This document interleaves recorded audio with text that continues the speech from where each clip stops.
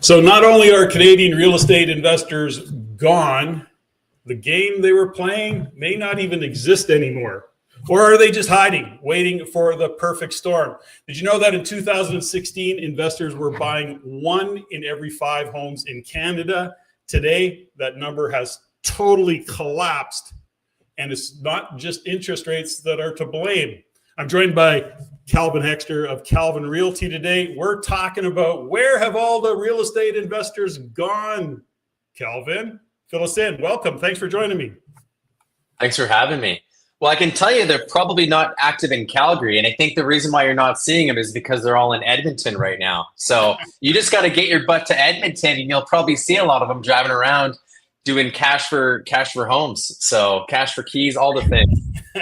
Well, it's such an interesting time. We've got, Toronto being the center of the universe when it comes to Canada. The condo market is absolutely imploding. And I mean, that's everything from investors to developers to builders to tradespeople. And, to a lesser degree, same thing's happening in Vancouver, only strictly because of population. But then we move on to Alberta and Edmonton, where you are immersed in the Alberta market and specifically in the Edmonton and surrounding area market. So my question is, what makes Alberta different? What do you think makes Edmonton different? Because as you and I both know, there is still a pretty strong investment community in Edmonton. Mm-hmm, mm-hmm. I think there's a lot of reasons why investors choose to invest in Alberta. And I also think there's a lot of reasons why primary home buyers are also looking at purchasing, because it's the two, right? And in certain cases, you see a legally suited house. It's not always an investor that's purchasing it. Sometimes it is a family. Sometimes it's a family that just wants to have a separate suite for their teenager, for different intergenerational living, or an Airbnb, or whatever it is, right? If you look at the numbers of the affordability in Edmonton specifically, even in Alberta in comparison to their other provinces, it actually allows families, it allows investors to actually build some equity relatively early on in their life. They don't have to wait to the age of 40 to purchase a home. You can purchase a home at the age, 22, 23, 24, 25, because of that affordability. The $1.5 million house that you're subject to in Vancouver, $400,000 here, right? I mean, even at 5% down, that's massive. That is a massive difference. Mm-hmm. And then your mortgage payments, right? Like they literally handcuff you. It's like the system set you up to fail as a younger person in most of these provinces, because who the hell can afford that? And I know there's vacancy taxes that they put on, and there's short-term rentals, restrictions, because what's happening is the market's just getting away from itself, or the local residents that grew up there. I could be a kid in Vancouver growing up, and I can't even afford a damn house in my backyard. So guess where I'm going? I'm going to Alberta, right? Not only is the affordability there, but if you look at the average income per province, per city, we are amongst the highest in comparison as well. Now, what is that doing? That actually gives you a budget to have a good lifestyle. Because, I mean, yes, you're in Vancouver, you have the ocean, there's a lot of great things. Yes, you're in Toronto, lots of great lakes.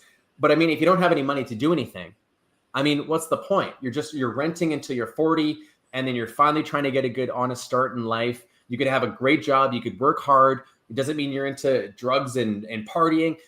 Honest people can't make it ahead, and they have the ability to here. And I think if you look at the stats for 2024, we broke some records for migration that we haven't seen since like the 80s in relation to how many people are coming over. And there's a reason for that. And not only that, I mean, let's look at the future growth. We don't have a crystal ball to show us what's going to be happening next month, next year. And I mean, I already have an idea, and we can talk about that a little bit afterwards. But there's a lot of infrastructure that's being developed in Alberta right now based on the potential that we have. And a lot of people love what they see. A lot of people love the potential of the growth that we're going to see in Alberta based on this infrastructure. And we know that infrastructure can really take a really positive or negative effect in, depending on what it is, in the GDP, in the growth of a city, of a province. And there's just a lot of opportunity right now. I think it's an interesting time, isn't it? Because when we look at what's happening in Alberta, we've got, to your point, we've got interprovincial migration, and then we've got refugee coming in, lots of Ukraine, refugees coming into the province. Edmonton, of course, is one of the key landing spots, as is Saskatchewan. But the point of it is that we've got this immigration coming into Alberta, and arguably it will start to slow. But then when we look at what's happening in Edmonton right now, we often, it's easy to look at the data and say, well, Edmonton follows Calgary. And so we see a slowdown in Calgary, and then we see an 18-month lag of a potential slowdown in Edmonton as well. Having said all that, as investors, we have to look into the future, and then we make decisions based on what's going on economically. To your point, in Edmonton, big infrastructure going on right now, which means jobs, which means people are being paid to work, which is our potential, tenants. And so for us as rental housing providers in the investment space, that model makes sense. So do you think, when you look into the future of Edmonton and you look at a potential slowdown, we're starting to see some slowdown, but when you're coming off a boom cycle, it's like when you're on the highway and you're doing 120 kilometers down a highway, and all of a sudden you're going through a small town and you got to slow down to 60 or 80. It feels like you're almost stopped relative to the speed of which you were traveling just a moment ago. And I get, that's often what I see. People get into the emotion and the excitement of a boom cycle, and it's so cool, and it's so awesome, and get deals done. And then all of a sudden we start to go into the slump cycle, and everybody goes, holy cow, the sky is falling, I'm out. Yet this is where most of the opportunities are starting to live. So, we're going to be talking a lot. We've got the RECon conference coming up, the Real Estate Investor Conference coming up September 6, 7, 8. And we're going to be having a whole array of experts in the trenches, individuals speaking to all of these topics.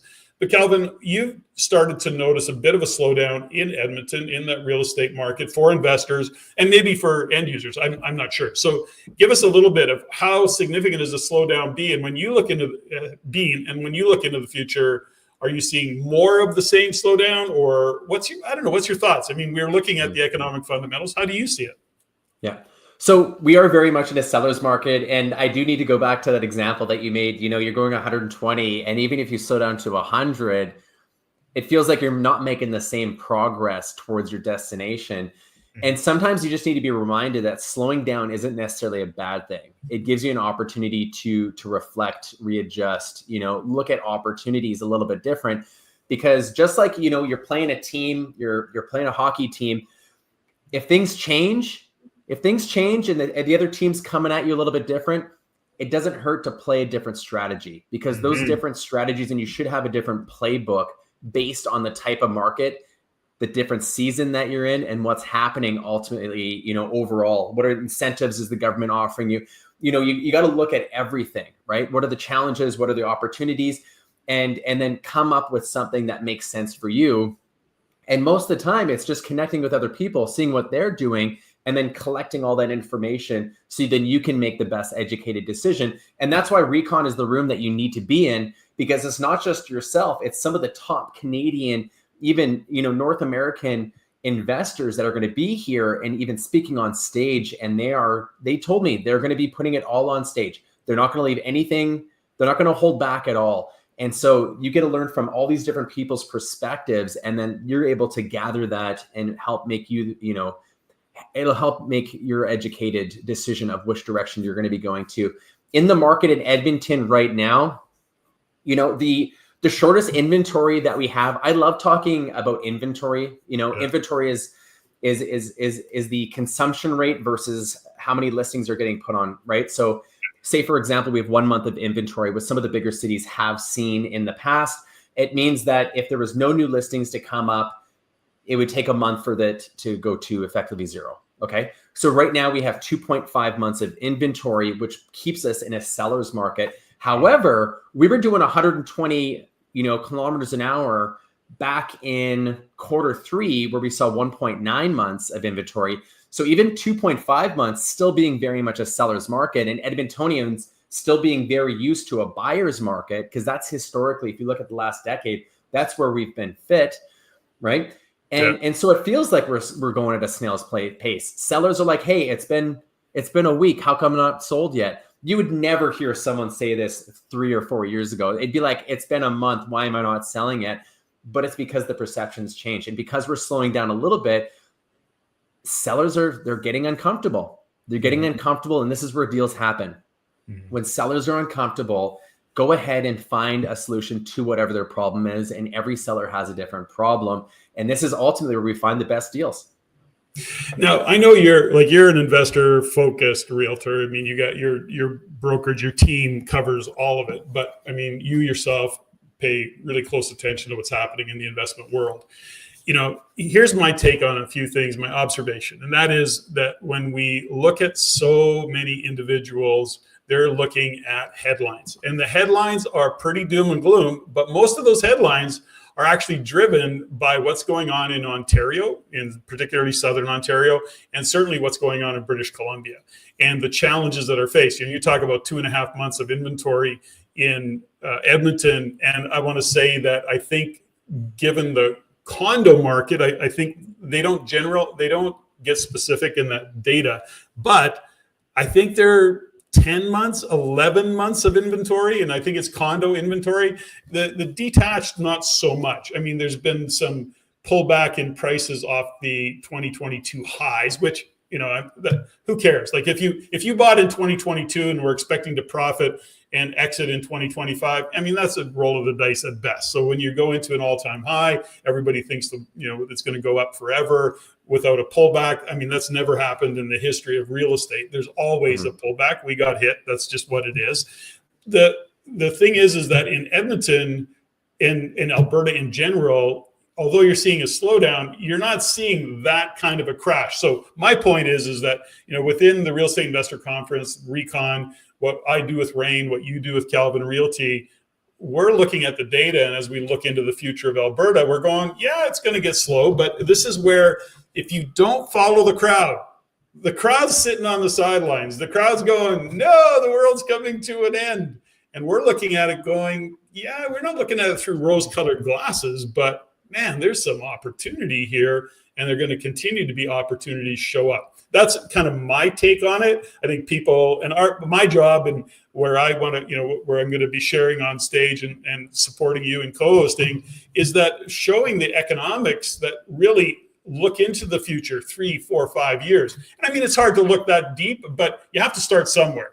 And we can reconfigure every few months to kind of see what the new data is, but they're data-driven decisions and strategies versus the emotion that drives people, the good and the bad. The sky is falling right now has taken investors right out of the market.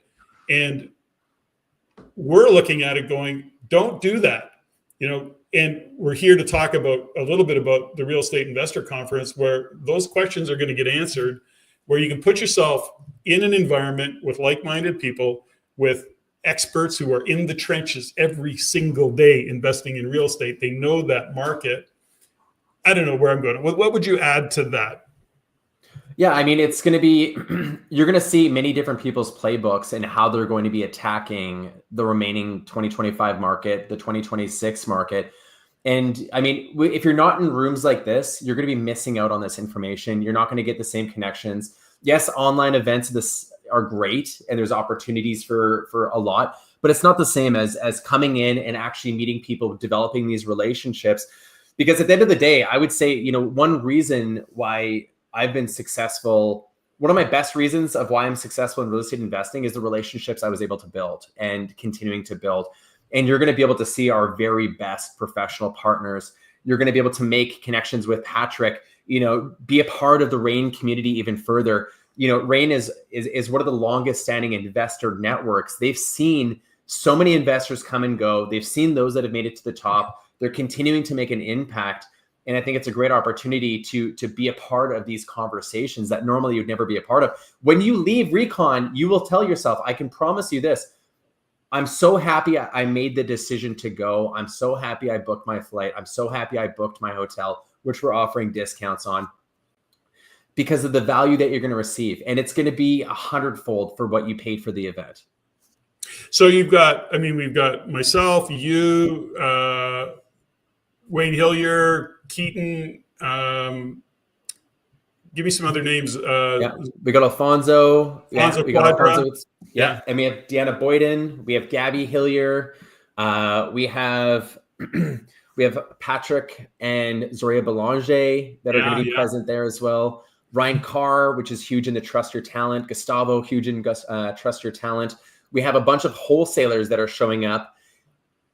If you don't have a connection with a wholesaler as an investor, you're missing out on massive opportunity. I'm going to have 7 of the best wholesalers in Alberta showing up to this event to present their very best deals, at least 20 to 30 of their deals. And the focus this year is deals. And you're going to see how the grandfather of real estate actually analyzes deals, residential, commercial, creative, the questions he asks, right? You're going to be able to see it from a participant standpoint. You're going to be able to engage in the process. I mean, if you went to Recon last year, the engagement that we're offering this year with the speakers is next level, right? Like, and I think I want to be, there's a couple things we want to be clear on. Having hosted events for the past 25 years, many events, hundreds of events, there's a fundamental that if somebody's watching this going, should I go, shouldn't I go? Listen, the experts that are on stage are truly experts, and most of them, or many of them, are experts on Alberta, specifically Edmonton, Calgary, that area market. That's the first thing. Second thing is, this is not a pitch fest. You're not going to be pitched every speaker that comes up, because I know people go, I don't want to go, and all they're going to do is pitch from stage. That's not what this is. Will there be opportunities to look at? 100%, but nobody's standing up there. They're going to deliver true take action content that you can put to work the next day if that's what your decision is. And if you want some additional support, that will be there. But this isn't a sales funnel into the audience. So you can go, you can take notes, you can walk away, you can meet people and not think that you're being pressured to buy the next thing. Is that a fair statement? I believe it is. I hope it is. My first acre event that REIN held, I think I was in Coquitlam. And the reason why I love the event so much is because I went in and I got even more than what I was expecting. And I didn't feel like I was being sold at all, but I was still given the opportunity. Mm-hmm. And the opportunities are there for you to gather them, but we're not trying to, our call to actions, I mean, that's one rule of Recon. It's about collaboration, and it's about you actually walking away with tangible tools that you can take with you to apply to your real estate. And it's not about being sold in the slightest. And when it comes to the tools, some of our top speakers are going to be sharing with you. If you show up to Recon, you're going to get some of their very best tools that you can take with you, property analyzers, just information on how to deal check, etc. Talking about the different areas, understanding ABCD areas in different cities.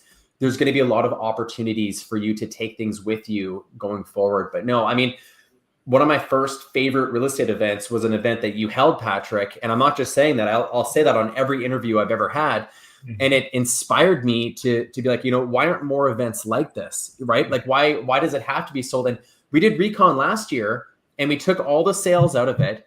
And there was more sales that happened because we actually removed the sales, the call to action. So when it comes to the speakers, the main point is to be able to provide the greatest amount of value and then let them decide if they want to be a part of that community. But you're going to have many different communities that you can be a part of if you so choose. But it's about real information that you can take with you today. So, there's a few people watching, so that's great. If you got some questions and you happen to be watching, we're going to wind down here in a few minutes. But if you've got some questions, put them in the chat and we'll do our best to answer them. There's a comment in the chat that Edmonton has been repressed for 13 years because of federal attempts to cool Toronto and Vancouver.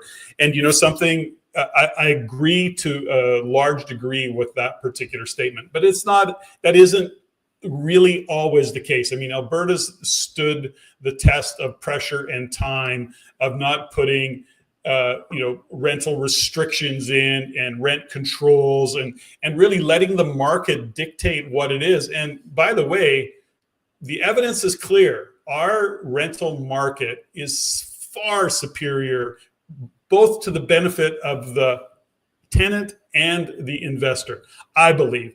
Rent controls and this over bureaucratic approach to managing rental properties that BC and Ontario have is just, I don't even want to go down that path. But the point of it is that Alberta remains a great economic engine for Canada. It continues to see a future growth.